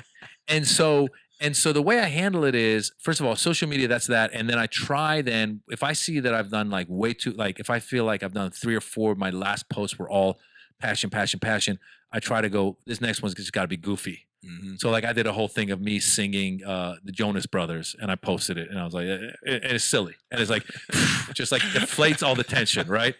Now, when it comes to stand up, this is interesting, is I was doing a show at the Melrose Improv, Hollywood Improv. And I'd gotten to the point in my head where I said, you know what? I'm really going to delve into why I don't like Trump. And there were several reasons. One of them was that he is a bully, and I got bullied when I came to America. Back then, they would call us fucking Iranian, and I got called fucking Iranian by a 6th grader when I was in the 4th grade. So I said, I think I've learned early on that I want to stand up to bullies. Got you. Another reason I was saying was, even this is like some kind of like therapy, I was like, he reminds me a little bit of my dad. My dad was a businessman. My dad was conservative, so there was some of that. So I was finding the reasons, and I was working through that, and I was doing like this like long segment that might have been like a 10-15 minute segment on Trump. Now, a few times when I was doing that, there would be some Persian person in the audience who likes him, because a lot of Iranians, I think, bought into the idea that he's going to help overthrow the regime in Iran. And then if I criticize him, they go, well, then you're on the side of the regime. I go, no, man, I don't like the regime and I don't like him. I can criticize both. But so what happened? What are you going to do if he brings peace to the Middle East? Listen, dude, I'll give credit where credit is due. Okay, so after the shooting in, I think it was, it might have been the Parkland High. I forget which one it was, but one of those shootings, he brought people into the White House and he was having a little summit and he was talking and asking them questions. And I actually tweeted, I go, I'm gonna give credit where credit is due. He's brought them over here and he's listening to them. And then the next day he comes out, he's like, we need to arm teachers. I go, this motherfucker. I go, man. So it's like he wasn't listening in the meeting. He was like, okay, I like your points. I like your points. Yeah. We need guns. Yeah. So I'll give credit where credit is due. So if he brought peace in the Middle East, great. So anyway, so I was at the Melrose Hollywood Improv. I'm doing some bit and it was kind of a long extended bit. And this one dude starts going like, he's great or whatever. And I go, what are you talking about? And then I get in a discussion with him. Mm-hmm. And then I tried to now I realize I've abandoned my show and I'm actually in a debate with a guy. Right. I go, listen, dude. I go, listen, you might like him and I don't like him, but I go, let's just call a spade a spade. I go, if you came to me and said, I said, I liked Obama. And if you came to me and said under Obama, there was the most drone attacks against Pakistan that killed innocent people, I would say you're right. Obama wasn't perfect. He had a lot of shit that he did that wasn't good. So when I come to you and I say to you that his rhetoric is causing people to go out and, do all some of this hatred and stuff, or if I say to you that he said grab him by the pussy or whatever I say, just say, we gotta agree on the facts. It was like, no, this, that. And then I was like, I go, what about the travel ban? I go, you're Persian? He goes, yeah. I go, what about the travel ban, which isn't allowing innocent Iranians that want to come study here and live here and separating families? What about that? Well, whatever. It's like, it's good for our security. I go, bro, none of these people have, and now I'm debating him. Yeah. Then I go, were you born in America? He goes, no, I came to America. That pisses me off even more. I go, this motherfucker. I go, you took advantage of the immigration rules and now you're saying you closed the door. So I got pissed off. And then some of the other audience members start going, hey, what happened to the comedy show? I was like, oh shit. Yeah. And that's when I realized. So that's why I reminded myself, I go, look, to the best of my ability, first of all, I cut back on the amount of stuff I made it, I tamed it. I toned it down. So you've really been thinking about this. I brought it down a little bit because I go, the audience has the palate for it for a limited amount of time. Right. My audience. Some audiences you might be like Sarah Silverman, somebody might be do a whole half an hour or something. Yeah. But my audience is limited palate. So I go, I'm going to tone it down. The other thing I'm going to do, I said, is next time somebody yells at me, I'm just going to smile big. I'm just going to be like, hey, man, it's all good. I love you. It's fine. If you don't want to be here, you don't have to be here. Yeah. Listen, I got Instagram. Hit me up. We'll talk about it. And it happened. I was at the Irvine Improv, and there's a lot of conservatives in Irvine, and there's a lot of rich Persians who like the dude. Yeah. I'm getting in my Trump stuff, and some dude, I can see him in a full room. I can see him in the back. Pacing back and forth. And I'm like, what is this dude doing? As you're doing your set, you're doing the jokes, but your eyes are on this guy. I'm like, is this guy going to go pee? Is he trying to get the bill? Next thing I hear, he's like, fuck you. He says, I'm like, what? And I'm like, hey, man, I do the thing. I go, it's all good. Now my audience starts attacking him. Boo, get it. I go, no, guys, calm down. Yeah. I go, hey, man, namaste. It's all good. I go, listen, that's your opinion. I got my opinion. I don't like the guy. That's my problem. Listen. And the guy left. And then I actually named my current tour Peaceful Warrior because of that. I'm like, I still want to be a warrior, but I'm going to be a peaceful warrior. Well, that's interesting balance that you're talking about, trying to balance between what we are is you want to be a truth teller, which is not a prerequisite of comedy, by the way. I'm fine with people that exaggerate. I'm fine with people that are, making things up because it's a skill to make it seem real. Right. That's part of what we do. Right. You know what I mean? Yeah. And it's being an entertainer as opposed to being a professor. You know? And that's sometimes I said, I see you when you're in that mode, and I'm like, Professor Jobrani's here, everybody. Well, it's funny because I had one time Sebastian followed me at the Comedy Store at the original room, and he comes up, he's like, I don't talk about politics. He goes, you would never know what I believe or whatever. He's like, but Maz, whatever. And it's funny because I want to, like you said, if I can just bring a punchline to it, if I can get that laugh. And still when I got that letter from that lady in Dallas, it was a show that, in all honesty, the audience was diverse. I was in Dallas, Texas, and I felt like, oh my God, this was a great night. And I still got people that were upset. And now what I do is, again, getting into the Trump stuff, I lead off with a joke I used to do under the Bush administration, which is reminding them. I go, because I do one Trump joke and then I go, I know some people get upset when I do Trump jokes, but I go, I have friends. I have Republican friends that get upset, and I remind them, I still love you. Just because we disagree on certain stuff, I still love you. And I go, by the way, I tell them that we can make fun of our leaders. That's why we should do it. I go, whether it's Republican, Democrat, I go, look at the Democratic debates. I go, that's like a Saturday Night Live sketch. Oh, I know. This is just traditionally as a comedian, we gotta kill our, we gotta like go at our president. Yeah, they're hilarious half the time. So I tone it down like that, and then I go, listen. By the way, listen. When it comes to Trump, I have my issues. You have your issues. I go, you might have voted for him. I go, that's between you and your therapist, and that usually gets a laugh or a clap. And then I go, I got my own issues. I go, whatever he says pisses me off. I go, the other day I woke up and he had a tweet that said, "Good morning." I go, this is bullshit. Yeah, it's afternoon. He's lying again.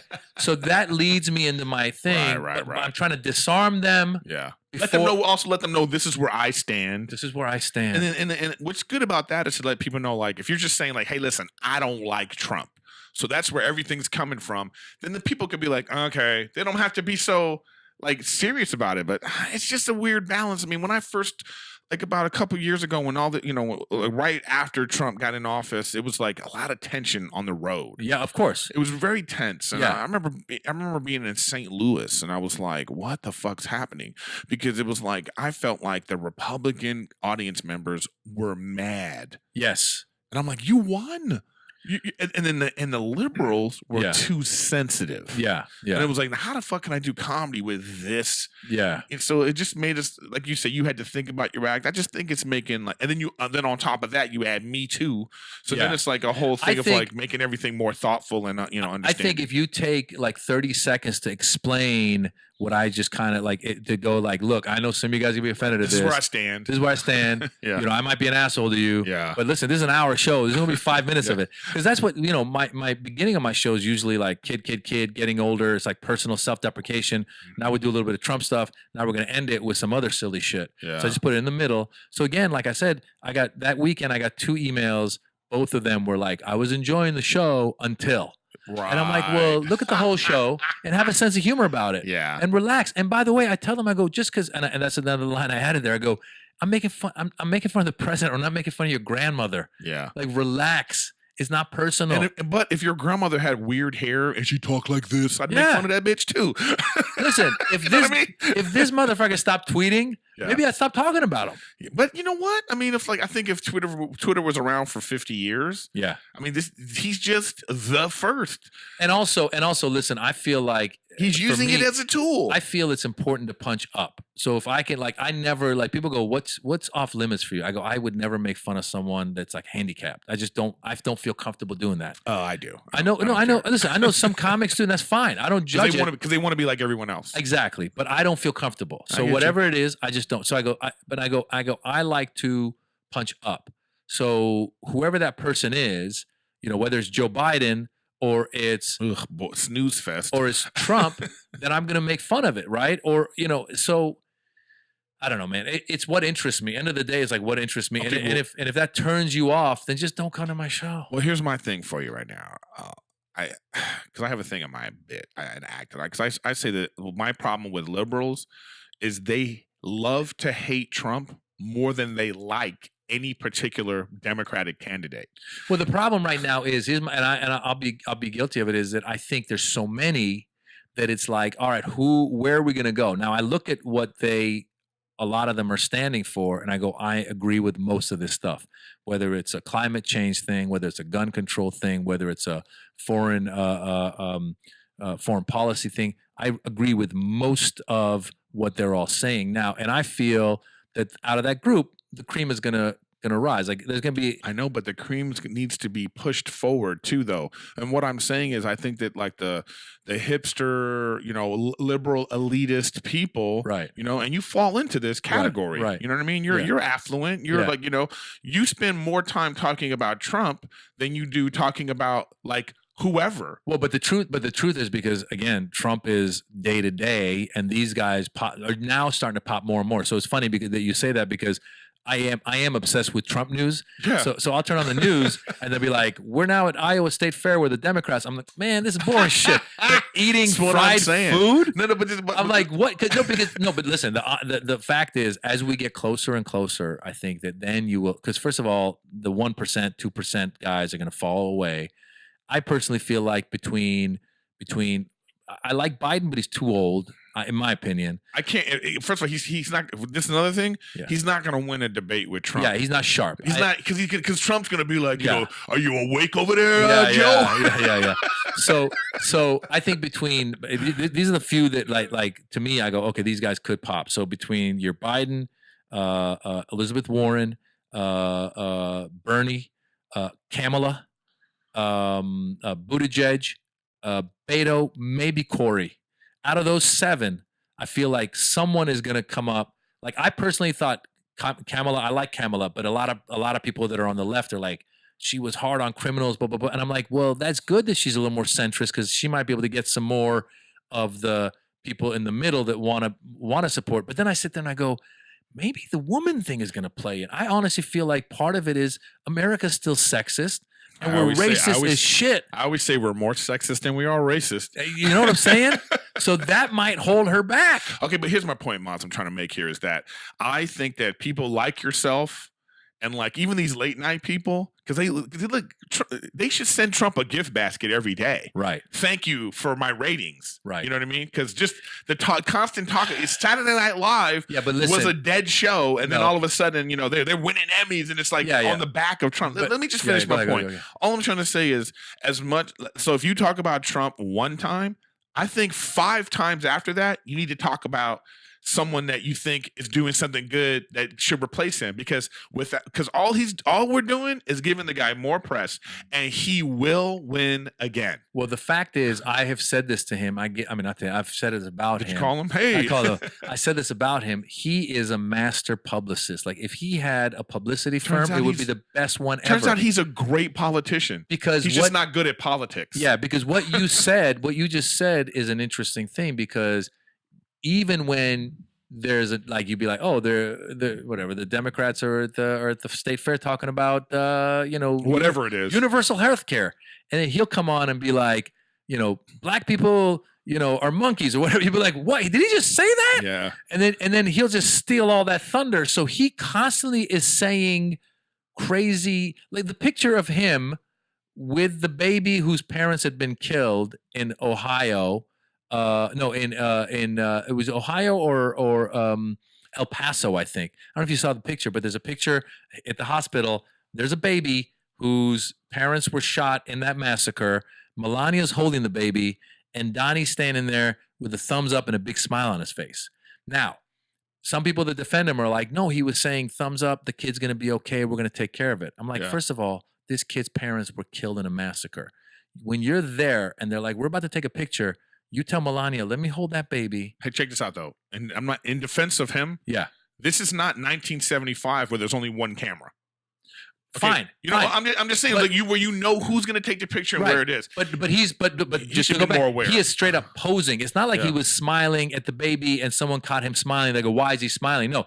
He's straight up posing. I know, thumbs up. But captured moments, man, are so easy to capture somebody in a moment that makes them look bad. Listen, I agree with you, but at the same time, that picture pissed off so many people and took the headlines all of a sudden from any other subject we might have been able to talk about. By the way, it's probably more heated and sexier to get into that than it is to the nitty gritty gun control, healthcare, the healthcare differences between Sanders and Warren. Yeah. I don't even know what their differences are yet. But bro, that's why the guy's going to win again. We got to make it sexy. I feel if you really are anti-Trump, you got to get out there, or it's going to be another ass whooping. Well, I agree with you, and I feel that really it's going to come down to those 3 or 4 swing states. Right? We'll see. I know. Look, the guy's a brilliant politician, and I was having an argument with this actress friend of mine, and she was like, Trump's an idiot, and I was like, whoa. I was like, be careful, because you're dismissing. That's a dismissive statement, and you're not respecting your enemy, right? Because I remember seeing, I saw this on the Daily Show, and like it was this rally he was having back, and he was saying these words. He was like, they told me to say drain the swamp, and I didn't like that at first. I didn't like it. They said, hey, it's gonna work. And it was like him revealing to the people, like, magic trick. I got you. Yeah. He's not stupid. Yeah. Like when he does these things, because there's a people around him who are going, they're getting some traction on this. Yeah. So you know how how we can get this. Let's put this out, or say this, or talk about this. Right. I just think it's like listen. If I've said this on stage before, but if I'm going to I could campaign to be a lion tamer at the circus. Right. Okay. Yeah. I could probably be great campaign. Hey, Montez from Workaholics, and people be like, I like that dude. He was funny in this and that. Yeah. And then next thing you know, I win. I'm the lion tamer at the circus. Yeah. But you know what I have to do now? I have to be the lion tamer. Yeah. And I don't know how to do it. Yeah. And I'm saying is, I believe that that's what happened in this situation. Oh, I believe 100%. Here's a guy that was great at politics. He was famous. He was more famous than any. He's more famous than any candidate has ever been. Right. Really, okay? Of course. Yeah. And then he got the job, and now he's like, oh shit, I got to be president of the United States. I did a bit in my Netflix special where I talk about it, and I go, I don't think he wanted to win, because I say he kept saying crazier and crazier shit, hoping we would not vote for him. So he came out. There was an interview. Well, no, there was an interview where he goes, Barack Obama is the founder of ISIS, and then there was a Republican radio station who was interviewing him, and they go, "Oh, you mean that his policies helped create ISIS?" He goes, "No, I'm saying he's the founder of ISIS." I was like, this dude is trying to lose.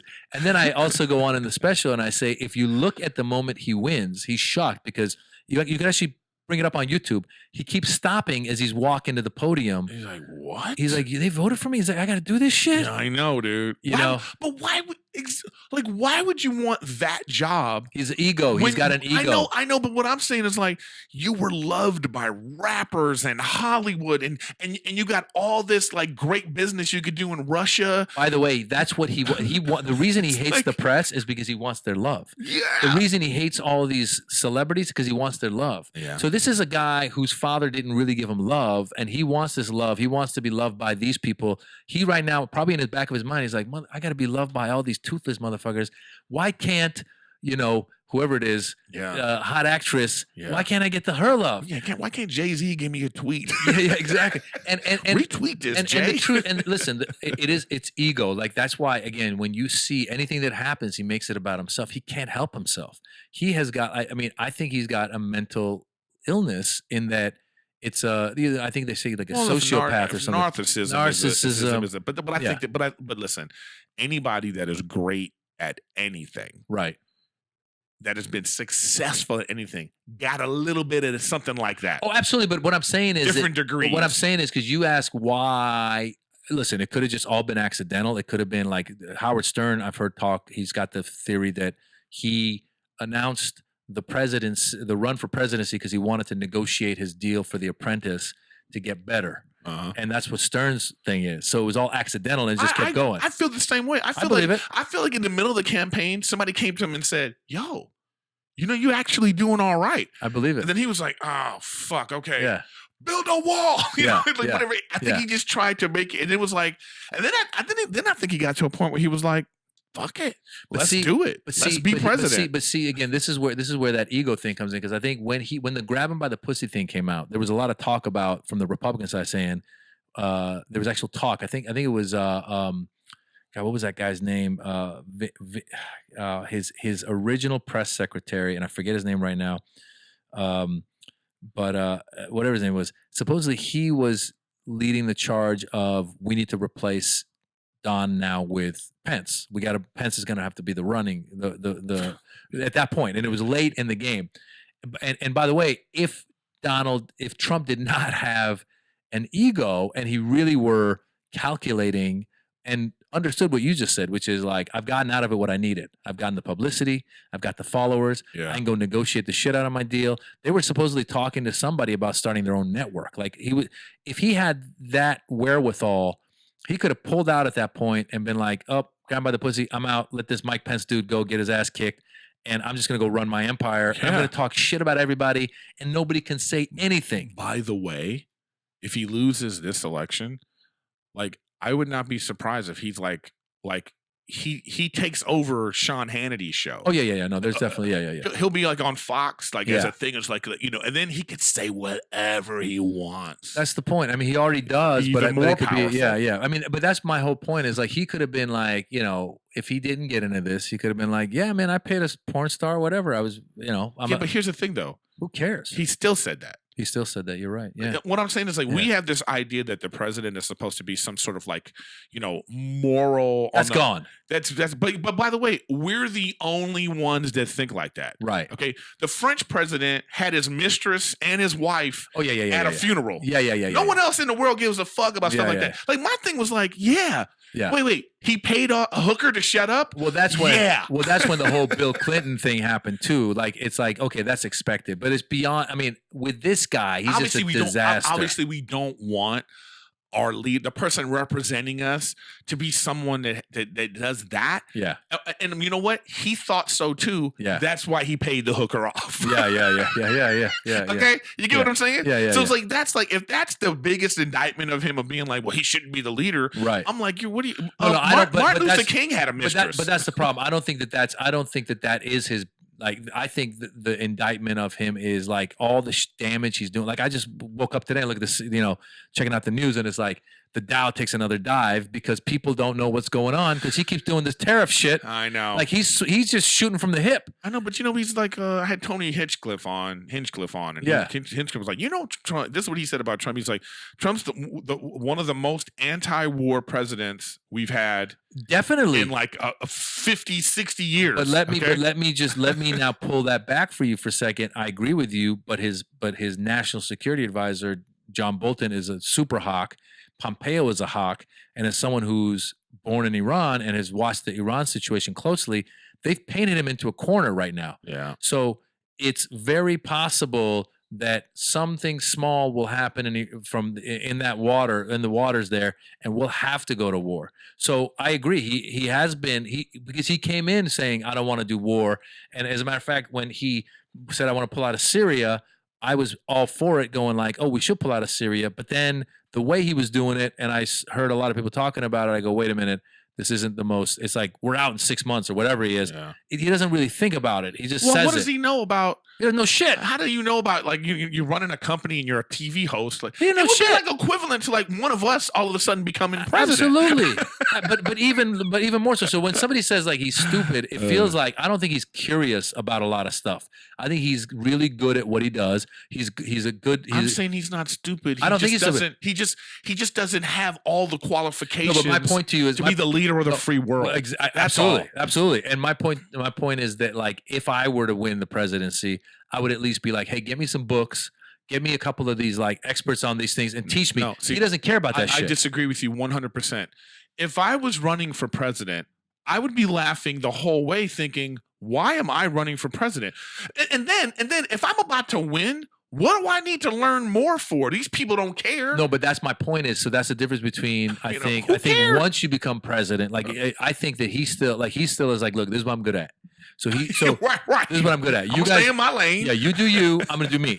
Yeah. But then the problem becomes like, I actually have talked to a few people that are like economists, and I've said, is there any kind, like who is giving him advice on this trade war with China? Because everybody I hear, from his people to his advisors to Gary Cohn, who was his economic advisor, who quit because of this shit. I go, everyone I hear goes, this is not the way to go about it. Yes, China screws us over with a lot of stuff, but the way you're doing it is playing with fire. Yeah, but how else are you supposed to do it? Like I'm not saying he's doing the right thing, but what I'm saying is like we shouldn't lay down. I don't think we should lay down either. We have been laying down. We've been laying down with NATO. We've been laying down with. This is just what we do. We're like, we can't be the sheriffs of the whole world. Absolutely, and not expect to have some support. But what we've done has brought security to the world in many places and in many ways. And we are right now the richest country. And we've just done what we've done, and it's been 40, 50 years of no world war. There's been shit here and there, but no world war. But when you go in and go, like he'll say, well, you know what? We're pulling out of South Korea, and, I'm trusting what Kim Jong-un is saying. I'm like, the dude's shooting up missiles. Yeah, but you know what, though? Here's the thing.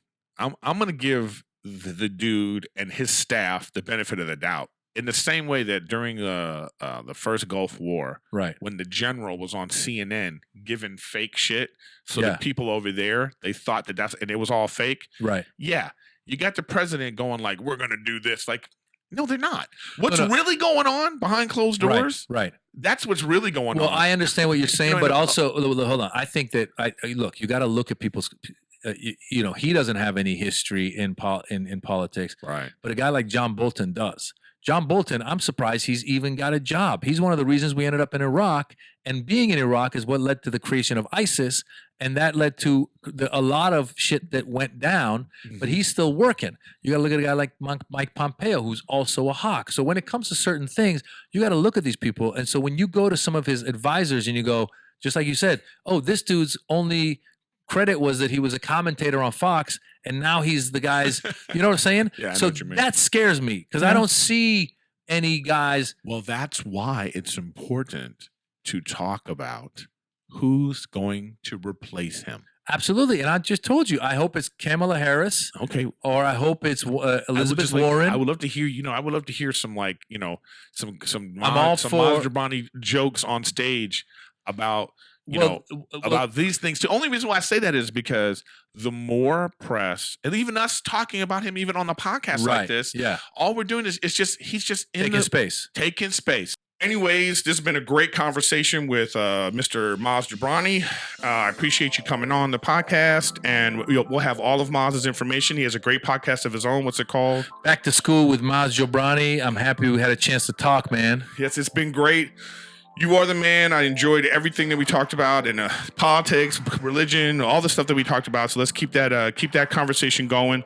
And all of his information will be right there underneath, right there, guys, if you take a look. And it's a pleasure to have you on. And thanks for listening to Riffin with Griffin. And I will talk to you guys next week. Thank you.